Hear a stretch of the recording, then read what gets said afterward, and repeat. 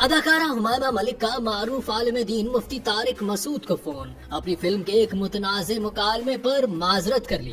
حمائمہ ملک کی مشہور فلم کے ایک سین میں مکالمے کے دوران اداکارہ نے کہا تھا کہ جب کھلا نہیں سکتے تو پیدا کیوں کرتے ہو۔ یہ ڈائلاگ معاشرتی مسائل پر مبنی ایک سین میں بولا گیا تھا، مگر دینی حلقوں میں اسے ناپسند کیا گیا۔ مفتی طارق مسعود کی تازہ ویڈیو میں انکشاف کیا کہ حمائمہ نے میرا کلپ دیکھ کر اس جملے پر دل سے توبہ کی اور کہا کہ یہ بات اسکرپٹ کا حصہ تھی۔ اداکارہ نے اعتراف کیا کہ یہ مکالمہ غلط تھا۔ مفتی صاحب کے مطابق حمائمہ نے واضح کیا کہ اصل ذمہ داری ان فلم سازوں اور NGOs کی ہے جو اس طرح کا مواد پروموٹ کرتے ہیں۔ اس واقعے کو سوشل میڈیا پر سراہا جا رہا ہے اور بہت سے لوگ اسے حمائمہ کی اخلاقی جرت قرار دے رہے ہیں۔